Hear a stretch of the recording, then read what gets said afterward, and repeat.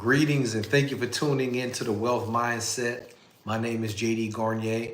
Hope you had a productive week in your wealth creation journey. And listen, as always, my goal is simple: to help you walk in wealth, mentally, physically, spiritually, and financially. To take the things that God has already given you and use those to create a life of purpose, so that wealth is more than just what you acquire. Wealth is who you become. You are the wealth. It's not your investments. It's not your real estate. It's not your business. You are the wealth. And before you have any of those things, you have a unique and specific set of talents, abilities, gifts, ideas, habits, disciplines, and inclinations that form the basis of everything that you do in this world. And once you tap into that, that's when you start to create wealth. So I'll say it again. You are the wealth.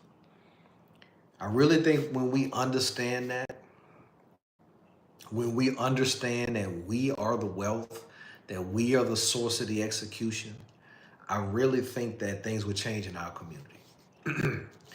And the thing I'm thinking about today, right, this was kind of my first week to really take a step back and reflect as I'm starting to kind of plan for 2025. I'm putting together my goals. I'm putting together the things that I want to accomplish. I'm kind of laying out the plan of what I'm going to do month to month. And I had time today to really sit down and think about, right, what is next? What is next specifically for our community, but then also just what's next in general for our individual lives? What's next? We're going into 2025. In a few months, the pandemic will have been 5 years. And the question is, what's next? So before I allow you to answer that question, or at least you allow me to kind of give you my thoughts on it, the first thing I want to talk about is what's going on right now. And for the most part, I don't really think people understand that the world is changing right in front of our eyes. Right in front of our faces, the world is changing. The world that we were accustomed to, that we were used to 3, 4, 5 years ago, that's not the same world today. The world is changing, and I don't really think most people are prepared for it. I don't think we really grasp how fast technology is changing, because nobody's going to wake up one day and make an announcement and say, hey, technology has taken all the jobs. It's not going to happen like that. Basically, what is happening is that a lot of these decisions are made at the highest level of companies, deciding how they are going to use or embrace artificial intelligence. And the things that they are capable of today will blow your mind away, right? I don't think we're ready for it mentally. And the decisions that are being made is how these companies are going to embrace it. And depending upon the people that rely on these companies for employment, right, or for whatever whatever they need, those things are going to be slowly phased out. And I don't think most people are ready for the way the world is about to change. And so what I would say initially is, we can't run from it, so you might as well embrace it. You might as well take as much time as you can to try to understand and embrace what's going on, so that at least you have an idea of how to protect yourself, how to defend yourself, and then lastly, how to benefit from it. But back to the main question: what is next in a world where things are changing rapidly? Right? We cannot be accustomed or used to the way the world used to be, the way priorities used to be, right? It was very simple for at least 3 decades, right? To work extremely hard, go to school, get an education, and for years you were at least even on a surface bottom foundational level guaranteed some type of opportunity. That's not the truth anymore. It's not the truth anymore, right? That you can depend on these types of things. And so the unfortunate thing is most people are not prepared for it. And this is just based on education. Across the country, the literacy and education rates are at the bottom. Now, we look specifically at the Black community. 85% of our young boys and girls in inner cities cannot read or write at a basic level. And so I'll pose this question. If we pass all of the acts and legislation and the things that we need to change our communities, and we get everything that we're fighting for passed, the question then is the next generation equipped to benefit from that? If 85% of our young boys and girls cannot read or write or do math at a basic level, then how can we assume that all of the stuff that we're fighting for, that the people that we want to benefit are going to actually benefit? And so if you were to ask me the question, where do we need to start? I'm going to say we need to start with our children. We need to start with the future, right? I'm an adult. I don't need any kind of program at this point in my life to be able to help me. But if we are going to be talking about putting together resources to help our community, the first thing we need to be talking about is our children.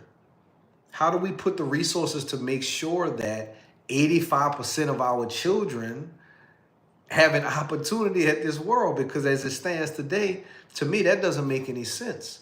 And to me, it's an indictment on the entire education system. I mean, most people don't either know this or just don't even care to think about it. But there are over 24 different ways for somebody to learn. And we have 60 years of results that forcing our children to learn in one way, in one type of setting, for 12 years of their most formative lives is a mistake. The results have shown us that it is not preparing them. And so we need to be much more creative and much more deliberate about how we are educating our children. That's just 100% fact.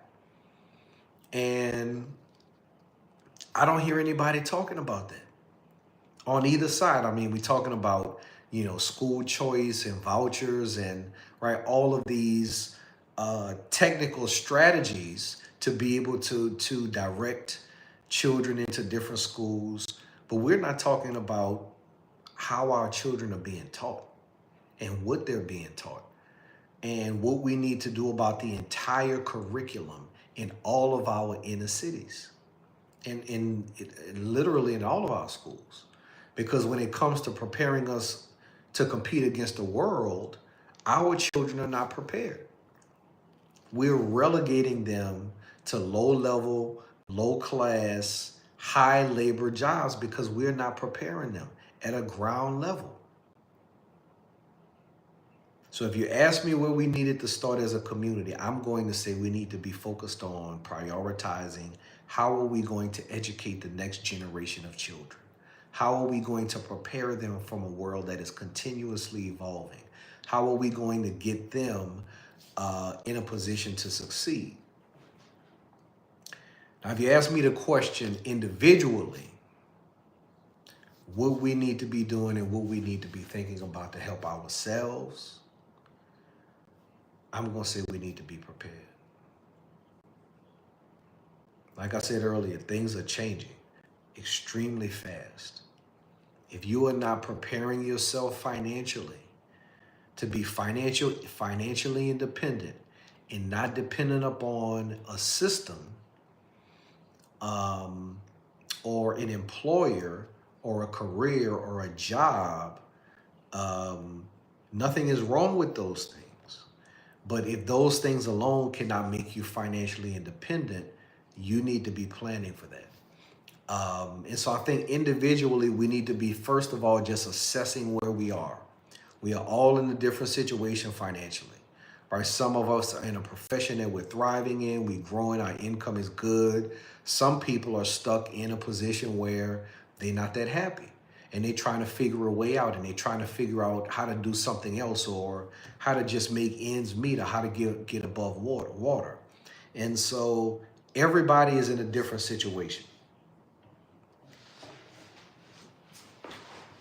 Um, and so what I would say initially is, right, if you're thinking about what you need to be doing, regardless of what situation you're in, then the first thing I'm going to say is you need to assess where you are.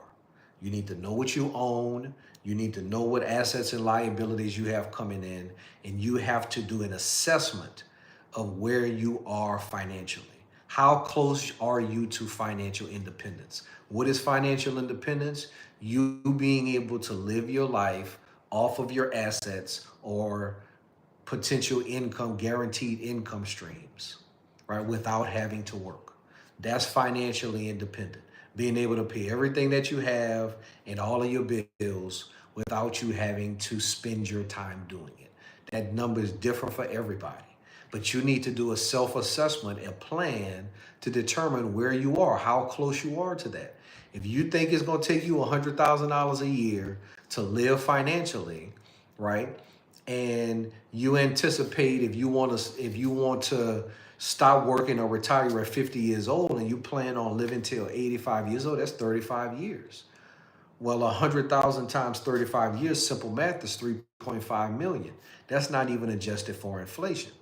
But you can at least start there and understand, okay, well, this is what it takes me to get financial independence. How much time do I have? Now you reduce that 100,000 by any certain income streams you may have. You may be eligible for Social Security at some point. You may have a pension plan. You may have other income producing assets that may reduce that 100,000 down to a need of, let's say, 75,000, right? And so in that case, instead of 3.5 million, right, you only need about 2.7 million. And so these are just simple mathematical numbers, but it helps you get a reference point of what you need to be thinking about to become financially independent, right? And that number is different for everybody. But once you have that number in mind, once you get an idea of, okay, I'm going to need $3.5 million worth of either income or liquid assets for me to be able to be financially independent, or whatever the number is. Once you know what that number is, now you can back into the number. And now you can figure out, okay, what do I need to be saving and investing on a monthly, on a yearly, on a continuous basis to get to this amount? Secondly, what rate of return do I need to get to that amount? This is, again, these are just simple calculations that you can figure out in your head, or you can figure out on a calculator. But once you know what your number is, now you need to figure out how you're going to get there.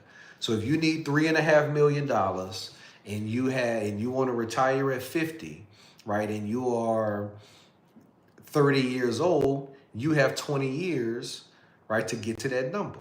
And so now you can just do the simple math and back into the number and figure out how much you need to be putting away, what rate of return you need to have, right? And then what vehicles are available for you to be able to invest this type of money, right? Should it go in a normal investment account? Should it go in a retirement account, right? These are the kind of conversations I have on a daily basis with clients with my practice. But I'm just telling you how to think, how you need to be thinking your way out of your financial situation. The first thing you need to do is do a self-assessment. You need to do a self-assessment and figure out exactly where you are. Once you understand where you are and you know where you need to be, right? You know how much income you need, you know what you need to strive for. The second step is now you got to protect what you have. You have to protect it. Most people, most families don't think about this part. And unfortunately, they spend all this time saving, putting money away, and in some cases, right, they build up a decent or substantial amount of assets. But they don't think about the protection piece. The protection piece is when you take your assets, you take your wealth, and you make certain that somebody is going to benefit from this wealth. You have to protect what you have.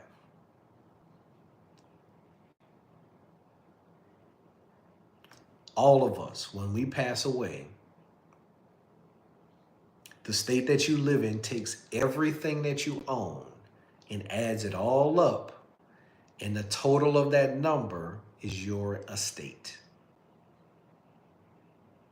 If all you had was the clothes on your back, they're going to add that up, and that's a reflection of your estate. If you own homes, you own retirement accounts, you own cars, you own land, you own real estate, you own stocks, investments, you have liquid assets. All of those things are added up to make up your estate. We should all strive to leave everything that we that we accumulated in this world to the next generation responsibly. We should all strive to do that. But whatever the amount that you have, I don't care if it's this much or if you owned millions and millions of dollars. We should want that to go to the next generation responsibly, period. We talked about this term, generational wealth, but we never really define what it is, right? And I'll get to that in a second. But the goal is to protect what we have. That's the first step. You have to protect what you have, right? These are just basic things. You have to have a will. You have to, in some cases, look at other options available to you. You want to have life insurance. You want to just have the basics. These are foundational things. I was worth $1 million before I had anywhere close to $1 million. Because when I was in my early 20s, I had over $1 million in life insurance. I knew for a fact at some point in my life, somebody was going to benefit from my presence with at least $1 million. And that was over 20 years ago. I have much more assets now and much more life insurance. But I am clear about protecting what I have and then making certain the financial plans that I have going forward. And I think for everybody, that needs to be the first step. If we're going to be talking about what is next for us as both as a community, but also individually, what is the next step? That's what we're talking about. What is the next step? What do we need to be doing as we going into 2025? Right? What do we need to be doing as we going into this year? How do we need to be thinking about our life, our resources, our finances, all of these things, right? And like I said earlier, the world is changing. The world is changing, and a lot of people are not going to be ready for it. A lot of people are not ready for how rapidly the world is changing. And so with that change, it's really nothing we can do except understand it and embrace it. Once you understand it, now you know how to take advantage of it. But our ultimate number one goal should be financial and economic independence. You should want to be economically independent so that you don't need anybody to be able to live your life the way that you want to. That's the ultimate goal. Anything on top of that is extra. I'm from New Orleans. We call that lagniappe. It's a little bit extra. But the point is, your baseline should be financial and economic independence, both individually, and I really think that should be our ultimate goal as a community, is economic independence. Because that's the only way you have any kind of power. If you are dependent, that means somebody else has some type of influence over your life. They can determine and dictate things. As long as you are dependent in any facet of life, somebody else has control to be able to dictate things. Now, they may be liberal or conservative. They may be strict or loose with that control.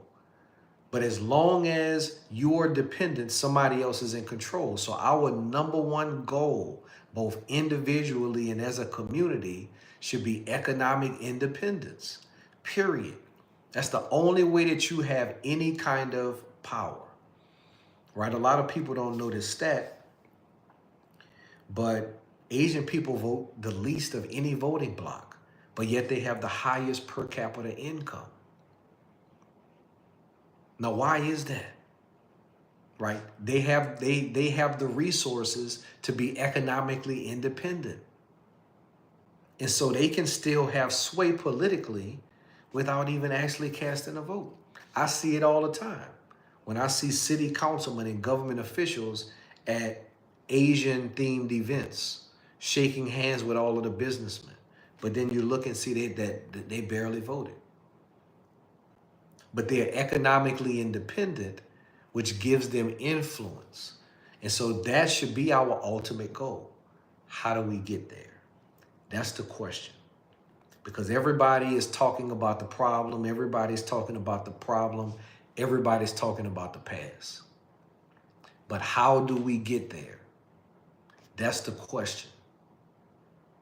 I'm more interested in the future of Black wealth.